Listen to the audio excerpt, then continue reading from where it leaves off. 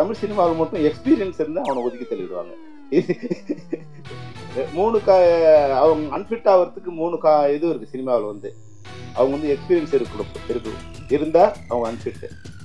அந்த பட்ஜெட்டுக்குள்ளே படம் எடுத்துட்டாங்கன்னா அவங்க அன்ஃபிட்டு. குறைஞ்ச அந்த பிளான் பண்ணி படம் எடுத்தாங்கன்னா இப்போ அன்ஃபிட். இதுதான் இப்போ தமிழ் சினிமாவோட வந்து டயக்ராம். இதுதான் நான் இப்போ தான் ஸ்ரீகாந்த் மேடையில் பேசி நான் பார்க்குறேன். இது போல் திரையில் இருந்தால் நீ தான் சூப்பர் ஸ்டாராக இருப்பப்பா. இவ்வளோ எனர்ஜெட்டிக்காக இருக்க, நீ ஏதோ சாம்பார் மாதிரி வந்து சாம்பார் மாதிரி போயிட்டு இருக்க. அப்போ இயக்குநர்களுக்கே வந்து ஒரு நோய் இப்போ வந்துடுச்சுன்னா, ஒரு கதை சொல்லியிருக்கேன் சார், அவர் ஓகே பண்ணா டைரக்ட், அதே ஓகே பண்ணா எப்படியா டைரக்ட் பண்ண முடியும் சொல்லுங்க. நீங்க கார் வாங்கினவங்களாம் டிரைவர் ஆக முடியாது இல்லையா? தமிழ்நாட்டிலே படம் பண்ண முடியாதவங்க பேன் இந்தியா படம் பண்ணி என்ன பண்றது? எந்த ஊர்லயும் ஓடல, அந்த ஊருக்கு படம் எடுக்கிறேன்னு அவன் சொல்றான் இது தமிழ்நாட்டில் நல்லா இருக்குங்கிறான்.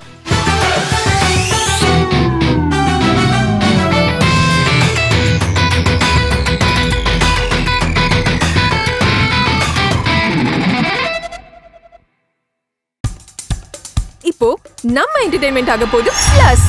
என்னது 5+ OTTs, 800+ blockbuster movies, அதுவும் 1+, 2+, 3+ multi+ languagesலயா? Exclusive movies, brand new web series, இன்ட்ரெஸ்டிங்கான ஷார்ட் மூவிஸ். வாவ், இதுல இவ்ளோ பிளஸ் இருக்கா? இதுல இருக்க ஒரே ஒரு மைனஸ், அதுவும் நமக்கு பிளஸ் தான். மத்த எல்லா OTT-ய விட மைனஸ் பிரைஸ்ல, அதுவும் ஒரு நாளுக்கு ₹1 தான். OTT Plus டவுன்லோட் பண்ணி நான் என் சந்தோஷத்தை பிளஸ் ஆக்கிட்டேன். அப்ப நீங்க OTT Plus, இது ஆல் இன் ஒன் ஆப். உடனே டவுன்லோட் பண்ணுங்க. OTT Plus, இதுல எல்லாமே பிளஸ். நான் இப்பதான் ஸ்ரீகாந்த் மேடையில் பேசி நான் பார்க்குறேன். இது போல திரையில இருந்தா நீ தான் சூப்பர் ஸ்டாரா இருப்பப்பா. இவ்வளோ எனர்ஜெட்டிக்காக இருக்க, நீ ஏதோ சாம்பார் மாதிரி வந்து சாம்பார் மாதிரி போயிட்டு இருக்க. இவ்வளோ எமோஷனா, இவ்வளோ ட்ரூத்ஃபுல்லா இருக்க, இவ்வளோ இதுவா பேசுற. நீ இதே உன்னோட ஒரிஜினல் கேரக்டரா நீ பண்ணி இருக்கணும். நீ வந்து படத்துலயும் நீ பண்ணோம். அது இல்ல அதுலயும் இப்ப என்ன பார்த்தா அந்த மௌனராத்திர சந்திரமௌலி மாதிரியே தெரிஞ்ச நீ. அவ்வளவு இதுல நீ 10% பண்ணியிருந்தாவே நீ வந்து. ஆனாலும் 25 வருஷம் ஆச்சுங்கிறத நம்பவே முடியலப்பா என்னால. நீ அதனால நான் வந்து ஸ்ரீகாந்தோட ஒரு படம் பண்ணணும். நான் வந்து பண்ண 2002 வந்து நான் ஒரு கூப்பிட்டு ஒரு படம் பண்ணுறதுக்காக கூப்பிட்டு பேசியிருந்தேன். அப்போ ஏதோ ஒரு கான்ட்ராக்ட்ல இருந்தார் ஆஸ்கர் மூவிஸ்க்கு அடுத்து ஏதோ படம் பண்ணணும் அப்படின்னு. அதனால நான் அந்த படம் பண்ண முடியாமல் போச்சு வந்து. ஏன்னா அந்த பன்னீர் வந்து அவர் என்னோட கேமராமேன், அவர் அந்த படம் பண்ணிட்டு இருந்தார். ஸ்டில்ஸ்லாம் எனக்கு முதல்ல கொடுத்துருந்தார். அப்போ நான் பார்க்கும்போது ரொம்ப எனக்கு வந்து 90ல பிரசாந்தை பார்த்த மாதிரி அவ்வளோ வந்து ரொம்ப சாஃப்டாக ரொம்ப அழகாக ஒரு எனக்கு தெரிஞ்சுது. சரி இவர் எப்படியும் வச்சு அடுத்த ஒரு லவ் சப்ஜெக்ட் பண்ணலாம் நான் வந்து ட்ரை பண்ணேன். அப்போ வந்து இல்லை சார் அந்த அக்ரிமெண்ட்டில் இருக்கேன்னு சொன்னார். அதனால் பண்ண முடியாமல் போயிடுச்சு. ஒருவேளை நான் பண்ணியிருந்தா நீங்கள் வந்து நம்ம சேர்ந்து ஒரு படம் பண்ணிக்க வாய்ப்பு நான் மிஸ் பண்ணிட்டேன். அவ்வளோதான். இந்த விழாவுக்கு நான் வந்து இங்கே வருகை தருவதற்கு முக்கிய காரணம் வந்து இயக்குனர் கே ரங்கராஜ் அவர் தான். ஏன்னா அவர் வந்து தமிழ் சினிமாவில் மற்றவங்களாம் இப்போ சொல்கிற மாதிரி எனக்கு தெரியல வந்து அவ்வளோ எல்லாரும் அதிகமாக அவர் கோவப்படுவார் அப்படிப்படுவார். நான் வந்து 30-35 வருஷமா நான் அவரை பார்த்துட்டு இருக்கேன். ஒரு தடவை கூட கோவப்பட்டு நான் பார்த்ததே இல்லை. அவர் வந்து இல்லை நீ ஒரு தடவை அப்படி சிரிச்ச மாதிரியே தான் இருப்பார். அவர் வந்து சாஃப்டா அமைதியாக வருவார், அமைதியாக போவார். ஏன்னா அப்போ நான் வந்து மணிவண்ணன் சார்ட் ஒர்க் பண்ணிட்டு இருக்கும்போது மணிவண்ணன், ரங்கராஜ், மனோபாலா இவங்க 3 பேரும் அந்த பாக்யராஜரோட பாரதிராஜரோட அசிஸ்டண்டா இருக்கும்போது இவங்க 3 பேரும் சமகாலத்தில் படம் பண்ணிட்டு இருந்தால எனக்கு வந்து மணிவண்ணன் சார் வந்து ஒரு அப்பா மாதிரின்னா அவர் சித்தப்பா இல்லை பெரியப்பா மாதிரி தான் எனக்கு அந்த ஒரு ஃபீல் தான். அதனால அவர் கூப்பிட்ட உடனே இந்த நிகழ்ச்சி எப்படி இருந்தாலும் வந்துடணும், அது என்ன சொன்னாலும் வரணும் அப்படிங்கிற மாதிரியான அவர்கிட்ட பெரிய பழக்கம் இல்லாமலே அவர் மேலே வந்து எனக்கு ஒரு உறவு வந்து திரைத்துறையில் வந்து ஒரு ரசிகனாகவும் சமகாலத்தில் நான் ஒர்க் பண்ணும்போது என்னுடைய மணிவண்ணனோட கொலிகா இருந்ததால் வந்து அவர் மேலே அளவு கடந்த அன்பு. நான் வந்து விஜயகாந்த் சாரோட படம் பண்ணணும் அந்த ஸ்டேஜில் அங்கே இருக்கும்போது அவர் தர்ம வெல்லம் படம் பண்ணிட்டு இருந்தார். அப்போ வந்து போகும்போது எனக்கு வந்து அப்போ பார்த்து பழக்கம். அப்போ வந்து எல்லா இடங்களையும் நான் பார்த்த எல்லா இடங்களுமே வந்து ஒரு அமைதியான மனிதராக தான் அவர் நான் பார்த்துருக்கேன். இப்போ நான் அந்த சாங்கை பார்க்க முடியல, ட்ரெய்லர் மட்டும் தான் பார்த்தேன். ஆனால் அதுவே வந்து ஒரு பானை சோற்றுக்கு ஒரு சோறு பதங்கிற மாதிரி வந்து அந்த கலர்ஃபுல்லாக வந்து அது ரொம்ப அழகாக வந்து இப்போ ஹீரோயின் ரொம்ப அழகாகவும் ஹீரோ ரொம்ப அழகாகவும் ஒரு எனர்ஜெட்டிக்காகவும் இருந்தது. பார்த்தா ஒன்று ரொம்ப சந்தோஷமா புது நியூ ஃப்ரேம் பார்க்குற மாதிரி இருந்தது. எல்லா இடத்துலையும் என்னென்னா வைன் வந்து ரொம்ப நாளான அந்த வைனுக்கு ரொம்ப அதிகம். இப்போ எக்ஸ்பீரியன்ஸ் ரொம்ப அதிகமான படித்தவங்க ரொம்ப ப்ரொஃபஸர் ரொம்ப அதிகமாக படிச்சிருந்தாருன்னா அவருக்கு ரொம்ப வேல்யூ அதிகம். ஆனால் தமிழ் சினிமாவில் மட்டும் எக்ஸ்பீரியன்ஸ் இருந்தால் அவனை ஒதுக்கி தள்ளிவிடுவாங்க. அவங்க அன்ஃபிட் ஆகிறதுக்கு 3 இது இருக்குது சினிமாவில் வந்து. அவங்க வந்து எக்ஸ்பீரியன்ஸ் இருக்கும் இருந்தால் அவங்க அன்ஃபிட்டு. அந்த பட்ஜெட்டுக்குள்ளே படம் எடுத்துட்டாங்கன்னா அவங்க அன்ஃபிட்டு. குறைஞ்ச அந்த பிளான் பண்ணி படம் எடுத்தாங்கன்னா இப்போ அன்ஃபிட். இதுதான் இப்போ தமிழ் சினிமாவோட வந்து டயக்ராம். இதுதான் இப்போ இந்த டயக்ரத்தை இந்த கட்டுமானத்தில் ஒரு வீடு கட்டும்போது எப்படி இருக்கும் அந்த வீடு? ஒரு வீடு வந்து கட்டுமானத்தில் அஸ்திவாரத்தை வந்து பிளான் பண்ணி அதுக்கேற்ற மாதிரி வீடு கட்டினா அந்த வீடு வந்து சிறப்பாகவும் உறுதியாகவும் இருக்கும். ஆனால் எந்த விதமான கட்டுமானமும் இல்லாமல், எந்த விதமான அஸ்திவாரமும் இல்லாமல், எந்த விதமான பிளானும் இல்லாமல் வந்து படம் எடுத்துட்டு அப்புறம் சினிமா நல்லா இல்லைன்னு சொன்னால் சினிமா நல்லா இருக்கு. அந்த தயாரிப்பாளர்கள் அந்த உறுதியை அந்த வந்து அந்த பவரை வந்து கைவிட்டுட்டாங்கன்னா அந்த திரைப்படம் சரியா வராது. யாராவது ஒரு பாஸ் அந்த இடத்துல இருக்கணும். எனக்கு யார் பாஸ்? எனக்கு தயாரிப்பாளர் தான் பாஸ். அப்போ அவருக்கு எனக்கு பாஸா இருக்கிற வரைக்கும் அந்த திரைப்படம் நல்லா வரும். வேற யாராவது பாஸ் ஓவர் பண்ணாங்கன்னா அந்த திரைப்படம் சரியா வராது. அதுதான் தமிழ் சினிமாவில் உள்ள எந்த தொழிலையும் பணம் போடுறவங்க முதலாளியா இருக்கிற வரைக்கும் அந்த தொழில் சிறப்பானதா இருக்கும். அதை விட்டுட்டு வேற யாராவது வந்து அங்க வந்து பவர் எடுத்தாங்கன்னா அது சரியா வராது. அதுதான் தமிழ் சினிமாவோட இன்னைய நிலைமைக்கு காரணம். ஆனா வந்து ரங்கராஜ் சார் இருக்கும்போது நான் வந்து அவரோட ஒர்க் பண்ணல. ஆனா வந்து அவருக்கு கதை எழுதின ஒரு செல்வராஜ் சாரோ கலைமணி சாரோ அவங்க வந்து 3 பேரை பத்தி ஒரு கம்பேர் பண்ணி சொல்லுவாங்க. அதாவது எப்படின்னா, மணிவண்ணன் சாருக்கு வந்து ஒரு கதை வசனம் எழுதி கொடுத்தா அவர் வாங்கி போவாரு. அந்த கதை வசனம் அப்படியே திரும்பி வந்துருமா நமக்கு. அந்த பேப்பர் வாங்கி வச்சுப்பாரு. அவர் கதையோ அவர் வசனமா எடுப்பாரு. அதனால அந்த கதையை நம்ம இன்னொரு படத்துல யூஸ் பண்ணலாம், அந்த வசனத்தை இன்னொரு படத்துல யூஸ் பண்ணலாம். அது வந்து இதுவே பண்ண மாட்டார். அப்புறம் எப்ப எடுப்பான்னு தெரியாது, வெறும் நாள் எடுப்பாருன்னு. ஆனா கே ரங்கராஜ் சார் எப்படின்னா 9 to 6 5 சீனுன்னா அது வந்து 8:30க்கு அந்த ஷூட்டிங் ஆரம்பிச்சிருவார். கரெக்டாக வந்து 6 o'clock முடிக்கணும்னா கடைசியில் முடியும்னு அந்த 6:15 கொண்டு போய் முடிப்பார். அவ்வளோ ஷார்ப்பாக அந்த சீனை 5 சீனை கரெக்டாக முடிச்சு நீட்டாக முடிச்சு அந்த சீன் நம்ம பார்க்கும்போது ஆஹா நம்ம சீன் அப்படியே இருக்கு அப்படிங்கிற மாதிரி ஒரு சந்தோஷமா இருக்கும். மனோபலம் எப்படின்னா 9 மணிக்கு ஷீட் ஆரம்பிச்சு 1:30 மணிக்கெல்லாம் அந்த சீனை முடிச்சுட்டு சீனை கொடுன்னு கேட்போம். அவ்வளோ அர்ஜென்ட் அவனுக்கு அப்படின்னு. அது இன்னும் கொஞ்சம் நேரம் எப்படி இருந்தாலும் இல்லாட்டி பேக்கப் பண்ணணும். அப்போ எப்படி இருந்தாலும் 5 சீன் தான் எடுக்க வரோம்னா அந்த 5 சீனை இன்னும் கொஞ்சம் நேரம் ஒர்க் அவுட் பண்ணி மெதுவாக எடுக்கலாம் அப்படிலாம் இல்லை. அந்த அரிபரியில் எடுக்கணும் எடுத்துகிட்டே இருப்பாங்க அப்படிங்கிற மாதிரி. அப்போது முதல்ல நான் சொல்கிறது 30 வருஷத்துக்கு முன்னாடி நான் உதவி இயக்குனராக இருக்கும்போது ரங்கராச்சாரியனை பற்றி ஒரு அளவீடு என்னென்னா, அந்த சரியான நேரத்தில் சரியாக திட்டமிட்டு மிக சிறப்பாக செய்யக்கூடிய வெற்றி தோல்விங்கிறது வந்து வாழ்க்கையில் யாராலும் முடிவு பண்ண முடியாது. வெற்றி தோல்வி வந்து என்னுடைய திறமையை வந்து அது மதிப்பிடுறது கிடையாது. நான் எடுக்கிற கதை அது சிலருக்கு பிடிக்கலாம், பிடிக்காமல் போகலாம். அது ஒரு வேவ் இருக்குது. அதனால் அந்த வெற்றி தோல்விங்கிறது வந்து ஒரு தொழில்நுட்ப கலைஞனோட தகுதியை தீர்மானிப்பதல்ல, அந்த படத்தோட தரம் தான் தீர்மானிக்கும். இந்த படத்தை பார்த்தோம்னா இன்னைக்கு சொன்னார் இல்லையா வந்து கே ராஜன், இந்த படம் இது போல இருக்குது அப்படின்னு சொன்னார் இல்லையா. அதுதான் வந்து ஒரு இயக்குனரோட இல்லை ஒரு படைப்பாளியோட தரத்தை தீர்மானிப்பது அந்த படத்தோட எப்படி எடுத்திருக்காங்கிற விஷயம் தானே தவிர அந்த படத்தோட வெற்றி தோல்வி இல்லை. அதனால் நிச்சயமாக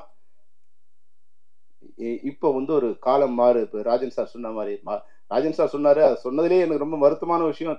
தமன்னா மாதிரி தங்கச்சிக்குன்னு சொன்னாரு. தமிழ்நாட்டில் 8 கோடி பேர் வருத்தப்படுவாங்க தமன்னா மாதிரி தங்கச்சி சொன்ன உடனே. அதை தவிர அவரோட கருத்து எல்லாத்தையும் நம்ம எடுத்துக்கலாம். மிக சிறப்பாக சொன்னாரு. அதாவது தமிழர் பண்பாடுன்னு ஒன்று தான். இப்போ ஏன் தமிழர் பண்பாடை பற்றி பேச வேண்டிய ஒரு சூழ்நிலை வருதுன்னா, தமிழுங்கிறது வந்து ஒரு சாம்பல் பூத்த நெருப்பு. பார்க்குறவன் அது சாம்பல் நினச்சி கை வச்சானா சுடும். எல்லாருக்கும் தான் அது, சினிமாவுக்கும் சரி அரசியலுக்கும் சரி. அது சாம்பல் பூத்த நெருப்புங்கிறது அனைவரும் உணரணும். இல்லைன்னா அது தொட்டு அவங்க கையை சுடும். இந்த நெருப்பை அணைப்பதற்கு யாராலும் முடியாது. இது கால நெருப்பு. இது வந்து பல்லாயிரம் ஆண்டுகளாக 10,000 ஆண்டுகளுக்கு மேலாக அணையா நெருப்பா இருக்கு. கொஞ்ச நேரத்தில் அது வந்து சாம்பல் பூத்து இருக்கும். நீங்க ஊதி பார்த்தீங்கன்னா தெரியும். ஊதிங்கன்னா உங்க வாய் வெந்து போயிடும். அதனால தயவு செய்து நீங்க அவங்க வேலையை பார்த்துக்கிட்டு இருக்கீங்க, அவ்வளவுதான். எங்களுடைய கலாச்சாரத்தை பண்பாட்டை வந்து நீங்க யாரும் அழிக்க முடியாது. அதனால வந்து அதுக்காக வந்து வேற வழியில வேற இது வர வேண்டிய அவசியம் எங்களுக்கு இல்லைன்னு தான் நான் உறுதியா சொல்ல முடியும். தமிழ் மொழி கல் தோண்டி மண் தோன்றா காலத்துக்கு முன் தோன்றிய குடி. இது வந்து அதனால இது இன்னும் வந்து 10,000 வருஷம்ல 100,000 வருஷம் இந்த மொழி வாழ்ந்துகிட்டே இருக்கும். அதுக்கு ரங்கராஜ் மாதிரியான இயக்குநர்களே அது பிரசவிச்சுட்டே இருக்கும். அது யாரும் வந்து இன்னொரு கடவுள் வந்து காப்பாற்ற போறது இல்லை. அது கடவுள் காலம் வந்து அதுக்குண்டான படைப்பாளிகளை அது வந்து அனுப்பிச்சுட்டே இருக்கும். அந்த மொழியையும் அந்த கலாச்சாரம் காப்பாற்றுவதற்கு அதை அனுப்பிச்சுட்டே இருக்கும். அது வந்து அது போன்ற ஒரு இயக்குனர் தான் வந்து எங்களுடைய ரங்கராஜ் சார். நிச்சயமா உங்களுக்கு எல்லாம் பத்திரிகையாளருக்கு வந்து மிக மிக தாழ்மையான ஒரு வேண்டுகோள்னா, உங்களுக்கு ஒரு தர்மம் இருக்கு. உங்களுக்கெல்லாம் ஒரு காலத்துல செய்தி கொடுத்தோம், நட்பு கொடுத்தோம், உங்களையெல்லாம் வளர்த்த ஒரு இயக்குனர்ல ரங்கராஜ் சார் ஒரு முக்கியமான ஒரு நண்பரா இருந்திருப்பார். அந்த தர்மத்தை நீங்களை வச்சுட்டு உங்களுக்கு இப்போ வந்தவங்களுக்கு இல்லாம இருக்கலாம், இல்ல உங்க மூத்தவரா இருக்க, இல்ல உங்களோட அப்பாவா இருப்பார், இல்ல உங்க சகோதரா இருந்திருக்கலாம், இல்ல உங்க முன்னோடியா இருக்கிற அனைத்து பத்திரிகையாளருக்கும் மிக நெருங்கிய நண்பரா, மனிதாபிமானம் உள்ள ஒரு நண்பரா வந்து ரங்கராஜ் இருந்திருப்பார். அதனால ஒரு தாய்க்கு பண்ண வேண்டிய கடமை மாதிரி இந்த பத்திரிகையாளர்கள் இந்த ரங்கராஜ் சார் படத்தை நீங்க காப்பாற்ற வேண்டியது உங்களுடைய தர்மம். நான் வந்து உங்களை தயவு செய்து கேட்கிறேன், என் படத்துக்கு நான் கேட்கிறேன். ஏன்னா இது போன்ற மிகச்சிறந்த மனிதர்கள் இது என்ன இப்போ டைரக்ட் சொன்னார். இப்போ வந்து ஸ்ரீகாந்த் சொல்லும்போது சொன்னார், அவர் 4 மணிக்கு வந்தார், 3 மணிக்கு வந்தார், அப்படிலாம் இல்லாம இந்த படத்துக்கு ஒரு 2-3 தடவை பிரச்சனை வந்தது. அது வரும்போது தயாரிப்பாளரை விட மிக அதிகமான நேரம் வந்து அதுக்காக காத்திருந்து அதை சரி பண்ணி அந்த படத்தை முடிக்கணுங்கிறத மிக சிரத்தை எடுத்து வந்து ரங்கராஜ் சார் வந்து அது பண்ணார். டைரக்டரா மட்டும் இல்லை, அவர் தயாரிப்பாளராகவும் இருந்து அந்த படத்துக்கு உண்டான வேலையை பண்ணும்போது இது போன்ற இயக்குநர்களை நீங்க வளர்த்தீங்கன்னா தமிழ் சினிமா நல்லா வரும். 4 மணிக்கு வரவங்களை வச்சு நீ படம் எடுத்துட்டு படம் நான் நஷ்டம் அடைஞ்சேன், ரோட்டுக்கு வந்துட்டேன்னா நீ சரியான ஆட்களை, திறமையான ஆட்களை கண்டுபிடிச்சி அவங்களுக்கு வந்து அந்த டெக்னீஷியன் கண்டுபிடிச்சி அவங்களுக்கு படம் கொடுக்கணும். சும்மா வந்து நாளைய இயக்குநர்கள் வந்துட்டாங்க, இல்லை வந்து அவர் வந்து ஷார்ட் ஃபிலிம் எடுத்து கொடுத்தாரு, எல்லாம் ஓகே. நான் வந்து அவர்கள் வர வேணாம்னு சொல்ல. புதிய ரத்தம் வந்தாதான் உடல் வந்து இயங்கிக்கிட்டே இருக்கும், புதிய நீர் வந்தாதான் நதி ஓடிட்டே இருக்கும், இல்லைன்னா அழுகி குட்டையா போயிடும், அது வேற விஷயம். ஆனா வர்றவங்க வந்து அது வந்து புதிய நதியா வருதா, இல்ல சாக்கடை தொழிற்சாலையில இருந்து வெளியேற்றப்பட்ட கழிவு நீராங்கிறத நீங்க முதல்ல தெரிஞ்சுக்கணும். வர்றவர்களை அவரோட திறமையை சோதிச்சு. இன்னொரு பெரிய விஷயம் என்னன்னா, கதை சொன்னா ஒருத்தர் டைரக்டர் ஆயிடுறதுங்கிறது இந்த தமிழ் சினிமாவோட பெரிய சாபமா இருக்கு. கதைக்கும் டைரக்டரும் சம்மந்தமே இல்லைங்க. கதை சொல்றவன் கதாசிரியர், கதை சிறப்பா சொல்ற ஒருத்தர் இருப்பான், அது விஷயமே இல்லை. அந்த சொல்றப்பட்ட விதம் கதையை வந்து எப்படி வந்து ஸ்கிரீனுக்கு கொண்டு வருது, அதுக்குண்டான காட்சிகளை எப்படி அமைக்குது, அதுக்குண்டான பின்புலத்தை எப்படி அமைக்குது, அதுக்குண்டான நடிகளை எப்படி கொண்டு வருது, இதுதான் கதை டைரக்டரோட வேலை. தவிர இவன் கதை சொன்னாலும் டைரக்டர் ஆயிட்டு தமிழ் சினிமாவை கெடுத்துட்டே இருக்காங்க. இப்போ ரங்கராஜ் சார் பண்ணதுல நிறைய கதைகள் வந்து அவர் பண்ண கதை இல்லை, வெளியிருந்து கதை வாங்கி பண்ணதுதான் வந்து இன்னைக்கு மிக பிரம்மாண்டமான இருக்கு. அப்போ இயக்குநர்களுக்கே வந்து ஒரு நோய் இப்போ வந்துடுச்சுன்னா, ஒரு கதை சொல்லியிருக்கேன் சார், அவர் ஓகே பண்ண டைரக்டர், கதை ஓகே பண்ணா எப்படியா டைரக்ட் பண்ண முடியும் சொல்லுங்க. நீங்க கார் வாங்கினவங்களாம் டிரைவர் ஆக முடியாது இல்லையா? டிரைவிங் தெரிஞ்சவன் தான் டிரைவர். கார் வாங்கிட்டா டிரைவர் நம்ம கொடுக்கறது இல்லை. அப்போ எல்லாத்துக்கும் தராதரம் பார்த்து நம்ம பண்றவங்க வந்து டைரக்ஷன் கூட இன்னைக்கு வந்து அவங்களுடைய இது எப்படி கொண்டு வர, அந்த ஆன் பட்ஜெட்ல கொண்டு வர முடியுமா? ஒரு கதை வந்து மணிரத்னம் சார் வந்து பொன்னியின் செல்வனை வந்து 120 நாள்ல 2 பாட்டு படம் முடிஞ்சது, மொத்தம் வந்து 1000 நாள் ஷூட் பண்ணணும். அப்போ அவங்களால எப்படி முடியுது? அப்போ அது போன்ற திறமை மிக்க இளைஞர்களை இல்ல படைப்பாளிகளை தேர்வு செய்து தமிழ் சினிமா வர வரைக்கும் தமிழ் சினிமா வாழ்ந்துகிட்டே இருக்கும், அதுல எந்த பிரச்சனையும் இருக்காது. அது போன்ற இயக்குநர்கள் ஒருத்தர் வந்து எங்களுடைய இயக்குனர் ரங்கராஜ். அது போன்ற பேர்லயே மாணிக்கமா இருக்காரு ஒருத்தர், பேர்ல மட்டும் மாணிக்கம் இல்லை, நீங்க மாணிக்கமா இருக்கீங்க. அந்த வகையில இந்த தயாரிப்பாளரோ ரங்கராஜ் சார் வந்து தனக்கு ஒரு வாழ்க்கை வந்தது, தான் மேல வந்துடணும் அப்படின்னு நினைக்காம அவர் சூஸ் பண்ண எல்லா டெக்னீஷியனும் பாருங்க, எல்லாருக்குமே இந்த படம் ஒரு வாழ்க்கை தர படமா அமைஞ்சிருக்கு. தனக்கு ஒரு வாழ்க்கை வரும்போது தன்னோட சேர்ந்த எல்லாரையுமே, இல்ல தன்னை போல இருக்கிற எல்லாருமே தேர்ந்தெடுத்து ஒரு கொடுக்குறது. அப்பா நானே இப்பதான் படம் பண்ண போறேன், உங்களெல்லாம் எப்படி நான் சான்ஸ் கொடுக்கறதுன்னா இன்னைக்கு சொல்லுவாங்க. ஆனா அது போல இல்லாம எல்லா கலைஞர்களையுமே, எல்லா தொழில்நுட்ப கலைஞர்களுமே திறமையானவங்களை வந்து அவங்க வந்து மார்க்கெட் இல்லைங்கிற காரணத்துக்கெல்லாம் அவங்க நிராகரிக்காம யார் திறமையானவங்களோ, தாமோதர்ல இருந்து ஆர்கே சுந்தர்ல இருந்து எடிட்டர்ல இருந்து எல்லாரையுமே வந்து தேர்ந்தெடுத்து உங்களுக்கு வந்து கொடுத்துருக்காருன்னா அது ரங்கராஜ் சாரோட நம்பிக்கை, தைரியம். அதுக்கு வந்து துணை போன திரு மாணிக்கம் அவர்களுக்கு என்னுடைய வாழ்த்தை தெரிவிக்கிறேன். அது போல வந்து நிச்சயமா ஹீரோயின் உண்மையிலே ரொம்ப அழகா இருக்காங்க, அவங்க படத்துல விட நேர்ல பார்க்க அழகா இருக்காங்க. அதுக்கு நீங்க கொஞ்சம் எங்களோட காடியெல்லாம் இருக்கணும். நீங்க இந்த படம் முடிச்சீங்கன்னா ஒத்துக்கிட்டீங்கன்னா எப்படியாவது கொஞ்சம் ஃப்ரிக்ஷன் இல்லாம அதை வந்து படத்தை முடிச்சு கொடுத்துடணும். நீங்க உங்களோட வாழ்க்கை இன்னும் ரொம்ப நாள் இருக்கு, இப்பதான் நீங்க என்ட்ரி ஆயிருக்கீங்க. இது இப்போ ஏன்னா என்னோட ஒய்ஃபுக்கு வரும்போது அது மாதிரி ஒரு பிரச்சனை வந்துருச்சு, இங்கேயும் அங்கேயும் கால் ஷீட் கொடுத்துட்டு 2 படத்தையும் பண்ண முடியாம இருக்கும்போது அது தகராறு இல்லாம பண்ணிக்கணும். 2 பேரையும் ஹர்ட் பண்ணாம வந்து அதை ஸ்மூத் பண்ணிக்கிற வாரியான மேனேஜர் இருக்கணும். அவங்க நமக்கு வந்து மேனேஜர் வந்து உங்களோட அதிகமா வந்து ஓவர் ஆக்ஷன் பண்ணக்கூடாது. அவங்க கொஞ்சம் அன்பா இருந்து எங்க மேனேஜர் இருக்காங்களா இங்க?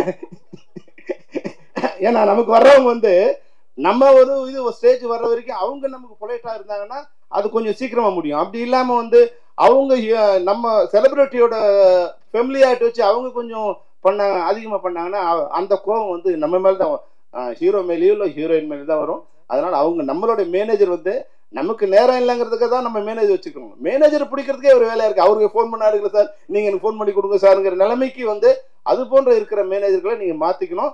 எந்த பெரிய தயாரிப்பாளரோ சின்ன தயாரிப்பாளரோ அவங்க கூப்பிட்டு அவங்களோட காலுக்கு வந்து நீங்க அவைலபிள் இல்லாம இருக்கலாம், ஆனா உங்க மேனேஜர் வந்து அவைலபிளா இருந்தே தரணும். அது மாதிரியான மேனேஜர்களை தான் நீங்க வச்சுக்கணும். அப்பதான் வந்து இந்த படம் சிறப்பா இருக்கும். நீங்க உண்மையிலேயே ரொம்ப அழகா இருக்கீங்க. நிச்சயமா நீங்க உங்களுக்கு தமிழ் சினிமாவில் ஒரு பெரிய எதிர்காலம் இருக்கு.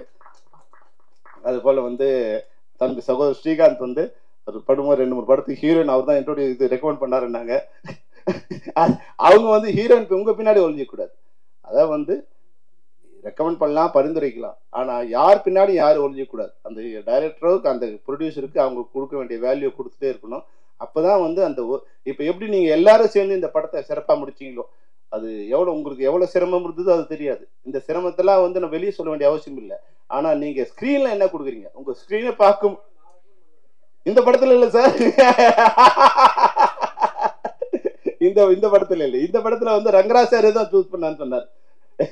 அதனால இந்த கஷ்டம்லாம் நம்ம எவ்வளவு கஷ்டப்பட்டாலும் இப்ப என்னன்னா படத்தை ஷூட்டிங் போகும்போது ஷூட்டிங்ல எப்படி இருக்கு, அங்க 5 கேரவன் இருக்கா, 10 கார் இருக்குதா, இந்த என்ன கேமரா இருக்கு, இதெல்லாம் நம்மளோட பெருமைக்கு நம்மளோட ஈகோவுக்கு தானே தவிர அதெல்லாம் ஸ்கிரீன்ல வரப்போறது இல்லை. ஸ்கிரீன்ல என்ன வரப்போகுதுன்னா நீங்க கேமரா முன்னாடி என்னென்னலாம் இருக்கோ அதுதான் ஸ்கிரீன்ல வரப்போகுது. அதனால அந்த அளவுக்கு மிக சிறப்பா பண்ண இன்னைக்கு ராஜன் சார் சொன்ன மாதிரி சிறிய படங்கள்லாம், கதையுள்ள படங்கள்லாம், தரமான படங்கள் எல்லாம் மிகப்பெரிய வெற்றியை நோக்கி அடைஞ்சிருக்கு. அதனால வந்து யாரும் இனி பயப்பட வேண்டிய அவசியம் இல்லை. நம்ம என்ன பண்ணிட்டோம், அரசனை நம்பி புருஷனை கைவிட்ட மாதிரி ஓடிடி வந்துட்டு சேட்டலைட் வச்சிருந்து பேன் இண்டியா பண்ணுவோம்னு ஆரம்பிக்கும் போதே பேன் இண்டியா படம் பண்றது. தமிழ்நாட்டிலே படம் பண்ண முடியாதவங்க பேன் இண்டியா படம் பண்ணி என்ன பண்றது, எந்த ஊர்லயும் ஓடல, அந்த ஊருக்கு படம் எடுக்கிறேன்னு அவன் சொல்றான் இது தமிழ்நாட்டுல நல்லா இருக்குங்கிறான். தமிழ்நாட்டுல பாக்குறோம் சார் இது தெலுங்கு படம் மாதிரி இருக்கேன்னா அதுல ஒரு ஆர்டிஸ்ட் இதுல ஒரு ஆர்டிஸ்ட், எல்லாத்தையும் மட்டும் பிரியாணி பண்ணணும்னா அதுல மட்டன் போடணும், நீ சாம்பார் பண்ணணும்னா அதுல வந்து பருப்பு போடணும், ரெண்டுத்தையும் போட்டு பண்ணினா எப்படி இருக்கும். நான் எல்லாம் பேன் இண்டியா படம் பண்ணணும்னா முடிஞ்சவன் பேன் இண்டியா படம், ஜெயிலர் படம் பண்ணானா அதுக்கேற்ற ஆர்டிஸ்ட் போட்டு பேன் இண்டியா படம் பண்றாங்க. நீ வந்து 2 கோடியில படம் ஆரம்பிக்க போறனா இதுவும் பேன் இண்டியா படம். அதை வந்து புளியை பார்த்து பூனை சூடு போட்டுட்டா மாதிரி நானும் பேன் இண்டியா படம் பண்ணேன்னு அது எந்த இந்தியாவுக்குமான இல்லாம படம் ஆயிடுது. அதனால நம் மண்ணுக்கான படங்களை நீங்க எடுங்க. நம்ம திரையரங்குல படம் ரிலீஸ் ஆனா மட்டும்தான் அது திரைப்படம். ஓடிடில வந்தாலும் சேட்டலைட்ல வந்தாலும் அதான் படம் இல்லை. நம் திரையரங்களை நம்மளை வாழ வைக்க வைக்கின்றோம். நம்ம திரையரங்கு இருக்கிற வரைக்கும் சினிமா இருந்துட்டே இருக்கும். அதனால ஓடிடிங்கிறது எக்ஸ்ட்ரா வருமானமா இருக்கணுமே தவிர ஓடிடிக்காகவே நீங்க படம் எடுக்காதீங்க. திரையரங்கத்துல படம் எடுங்க. திரையரங்கத்துல பாக்குறவங்க தான் ரசிகர்கள், வீட்டுல பாக்குறவங்களோ போன்ல பாக்குறவங்களும் அவங்களாம் ரசிகர்கள் இல்லை. ஆனா அந்த வருமானம் தயாரிப்பாளருக்கு வரப்போறதும் இல்லை. அதனால திரையரங்களை வாழ வைக்கிற மாதிரியான திரைப்படங்களை தான் இயக்குநர்களோ தயாரிப்பாளர்களோ தயாரிக்க வேணும். அப்போதுதான் தமிழ் சினிமா நல்லா வரும். இப்ப வந்து உண்மையாவே தமிழ் சினிமா ஒரு நல்ல வளர்ச்சியை நோக்கி போயிட்டு இருக்கு. அது ஒரு 3 நாள் 100 நாள் ஓடி வர வேண்டிய கலெக்ஷன் 3 நாள்லயே வரக்கூடிய வாய்ப்பு இருக்கு. அது நீங்க நன்கு உணர்ந்து சிறிய திரைப்படங்களை இப்போ நம்ம கிட்ட ரஜினிகாந்த் சார் டேட் இல்லை, அப்ப நம்ம என்ன பண்ணணும், 2 தான். நம்மகிட்ட பணம் இல்லை, ரஜினிகாந்த் டேட் இல்லை, அப்ப என்ன பண்ணணும், அதுக்கு ஒரு படம் இருக்குன்னா என்ன பண்ணணும், நம்ம அறிவு தான் பணம், நம்ம அறிவு தான் ரஜினிகாந்த். அதை சரியா வச்சு நீங்க சரியான கதையை நீங்க பண்ணீங்கன்னா அந்த படம் அதோட காம்படிட் பண்ணக்கூடிய ஜெயிக்கக்கூடிய ஒரு நல்ல வாய்ப்பு தமிழ் சினிமாவில் இன்னைக்கு இருக்கு. நீங்க இன்னைக்கு படம் எடுத்தீங்கன்னா உலகத்துல இருக்க எல்லாரும் படம் பார்க்கக்கூடிய விரும்புறாங்க. தமிழ் படத்தை உலகத்துல இருக்க அனைவரும் தமிழ்நாட்டில் மட்டும் இல்ல தமிழ் படமா பார்க்க விரும்புறாங்க. அவங்களுக்கு படம் பார்க்க அவங்க படத்தை எடுக்க அவங்க விரும்பல. நீ இங்கிலீஷ் படம் மாதிரி நான் இங்கிலீஷ் படம் மாதிரி எடுத்தேன், இங்கிலீஷ் படம் மாதிரி எடுத்தலாம், இனிமேலாம் அந்த பருப்புலாம் வேகாது. இங்கிலீஷ் படத்தை நாங்க எங்க வீட்லயும் நாங்க இங்கிலீஷ் படம் பார்த்துப்போம். தமிழ் படத்தை பாருங்க, தமிழ் படத்தை தமிழ் படமா உலகம் முழுக்க பார்க்க உலகத்தில் இருக்க அனைவரும் தயாரா இருக்காங்க. அதனால சிறந்த தமிழ் படங்களை நீங்கள் தயாரிக்க வேண்டும், இயக்க வேண்டும். இது போன்ற கொஞ்சம் காதல் கொஞ்சம் முதலிலே வந்து அதனுடைய டைட்டில்லையே வந்து அந்த கதையை கொஞ்சம் சொல்லிட்டாரு. சச்சம்மா கொஞ்சம் கதையை சொல்லியிருக்காங்க. நிச்சயமா காமெடியும் சரியான பாடலும் இருந்தால் நிச்சயம் அந்த படத்துக்கு ஒரு மினிமம் கேரண்டி இருக்கும். பாடல் வந்து நல்லா இருக்குன்னு சொன்னாங்க. அந்த வகையில் இந்த படம் மிகச்சிறப்பான வெற்றி கொடுத்து, இப்போ கேரங்க இது பண்ணார்னா பக்கத்து வேலைக்கு பாயாசமாக இருந்தால் அடுத்து நானும் படம் பண்ண வந்துடுவேன். இந்த படம் வெற்றி அடைய வேண்டும் என்று ஒரு சின்ன சுயநலத்தோடும் உங்களை எல்லாம் வாழ்த்தி விடைபெறுகிறேன். நன்றி, வணக்கம். ஒரு நாளைக்கு ₹1 மட்டும்தான் உங்க சந்தோஷத்தை பிளஸ் பண்ண போற OTT Plus இப்ப உங்க கையில. உடனே டவுன்லோட் பண்ணுங்க. OTT Plus இது ஆல் இன் ஒன் ஆப். உடனே டவுன்லோட் பண்ணுங்க. என்டர்டெயின்மெண்ட்டை பிளஸ் பண்ணுங்க OTT Plus ஓட.